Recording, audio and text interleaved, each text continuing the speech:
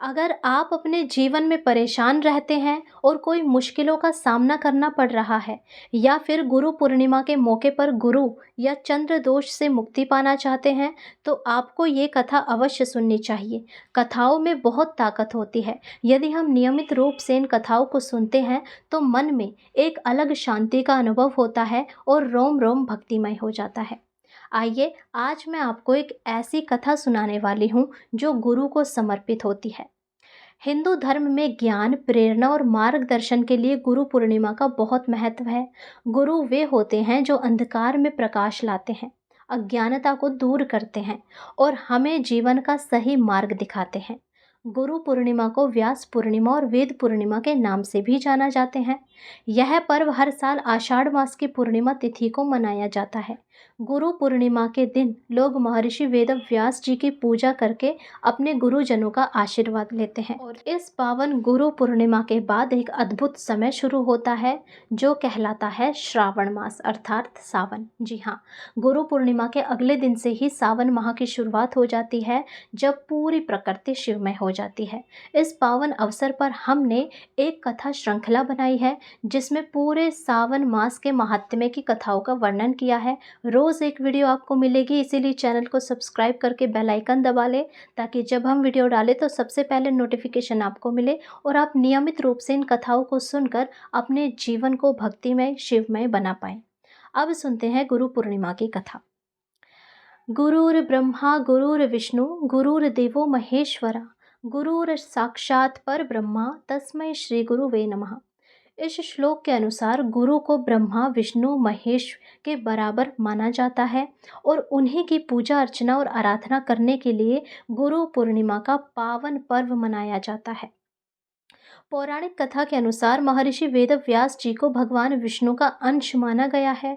वेदव्यास जी की माता का नाम सत्यवती और पिता का नाम ऋषि पराशर था। महर्षि वेदव्यास जी बचपन से ही आध्यात्म में रुचि रखते थे।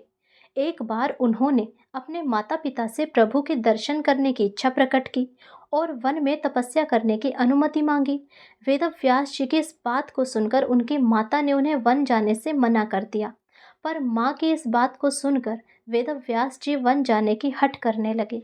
वेदव्यास जी की हठ करने की वजह से माता सत्यवती को उन्हें वन जाने की आज्ञा देनी ही पड़ी। जब वेदव्यास जी वन की ओर जा रहे थे तब उनकी माता ने उनसे कहा कि जब तुम्हें अपने घर की याद आ जाए तो तुम वापस आ जाना। माता के इस वचन को सुनकर वेदव्यास जी वन की तरफ चल दिए। वन में जाकर वेदव्यास जी ने कठोर तपस्या करने लग गए।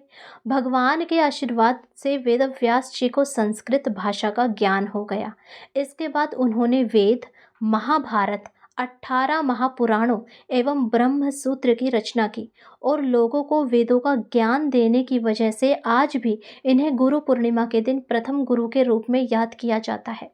परंतु ये सब कुछ लिखने के बाद, इतने महान ग्रंथों पुराणों की रचना के बाद भी उनके मन में एक अजीब सी अशांति थी।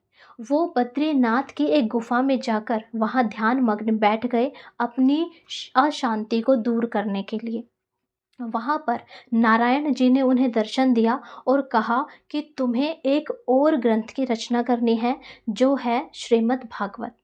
श्रीमद् भागवत जो कि कैसे भगवान की बचपन की गाथाएं हैं, कैसे मनुष्य को ये सीख मिलती है कि हमें अपने जीवन कैसे व्यापन करना चाहिए, कैसे जीना चाहिए।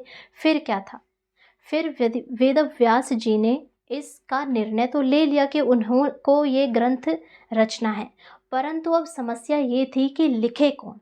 उसके बाद उन्होंने गणेश जी से प्रार्थना की कि वे इसको लिखें। तब गणेश जी ने लिखने के लिए हामी तो भर दी, परंतु उन्होंने एक शर्त रखी। और शर्त क्या थी कि जब तक आप बोलते रहेंगे मैं लिखता रहूँगा, जहाँ आपने बोलना छोड़ा वहाँ मैंने लिखना छोड़ा। अब व्यास जी ने भी उनको कहा कि वो सब तो ठीक है, परंतु तुम्हें भी एक वचन देना होगा। तुम सारे शब्दों के अर्थ समझने के बाद ही उनको लिखोगे। अब गणेश जी ने हामी भर दी। जब वेदव्यास जी को लगता कि वे बोलते बोलते थक गए हैं, तो वे उन्हें कोई ऐसा श्लोक दे देते जिनको उन्हें थोड़ा सोचना पड़ता, और उस समय वेदव्यास जी थोड़ा सा आराम कर लेते। तो ऐसे इस ग्रंथ की रचना हुई। उसके बाद धीरे धीरे उनकी जो अशांति थी वो दूर हो गई। तो ये थे हमारे वेदव्यास जी, जिन्होंने परम कठिनाई से घोर तपस्या करके इतने सारे ग्रंथों की रचना करी। और पूर्णिमा, गुरु पूर्णिमा के दिन इनको हृदय से याद किया जाता है, क्योंकि इनकी वजह से आज भारत में बहुत से लोग अपने जीवन जीने की कला सीख रहे हैं। उन्हें ये महान ग्रंथ मिले, पुराण मिली, श्रीमद् भागवत मिली, जिनसे उनको बहुत कुछ सीखने को मिल रहा है। ये जो महाभारत जैसी काव्य रचना है वो भी इन्होंने की थी। तो इनकी वजह से हमारा जो अंदर का ज्ञान का दीपक है वो जल पाया है, और इनकी वजह से हमें बहुत कुछ सीखने को मिले हैं। तो ये हमारे परम गुरु है। इसीलिए गुरु पूर्णिमा के दिन यदि व्रत करना भी संभव ना हो तो इनकी कथाएं अवश्य सुने। कथाओं में भी बहुत ताकत होती है, और कथाओं सुनने, ये सारी कथाएं सुनने के बाद ऐसा लगता है जैसे मन में एक अजीब सी शांति आ रही है और मन भक्तिमय हो रहा है। इसीलिए यदि संभव हो तो कथाएं अवश्य सुने, और चैनल को भी सब्सक्राइब करके बेल आइकन दबा लें यदि आपको सावन की कथाएं, महात्म्य और शिव जी की अलग अलग कथाएं, सावन सोमवार की कथाएं, मंगला गौरी की कथाएं सुननी है तो। और आगे कोई भी व्रत, कहानी, कोई भी त्योहार आते हैं तो उसका भी हम अपडेट देते रहते हैं। इसीलिए ज़रूर चैनल को सब्सक्राइब करके बेल आइकन दबा लें। हरे कृष्णा, राधे राधे।